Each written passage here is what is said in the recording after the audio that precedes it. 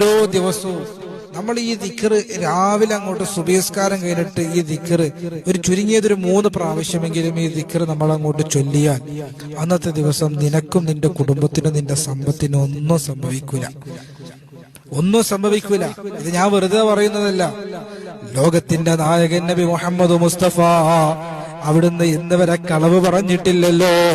അള്ളാന്റെ റസൂൽ സല്ലല്ലാഹു അലൈഹി വസല്ലമ തങ്ങൾ സത്യമല്ലാതെ ഉച്ചരിച്ചിട്ടില്ലല്ലോ. ആ റിസാലത്തിന്റെ നാവ് കൊണ്ടാണ് പ്രവാചകൻ പറഞ്ഞതാണ്. അബൂദർദാ റളിയല്ലാഹു തആല റിപ്പോർട്ട് ചെയ്യുന്ന ഹദീസാണ്. അള്ളാഹു പഠിക്കാൻ ഈമാൻ നൽകി അനുഗ്രഹിക്കട്ടെ. പഠിക്കാനും പകർത്താനും അള്ളാഹു തൗഫീഖ് നൽകി അനുഗ്രഹിക്കുമാറാകട്ടെ.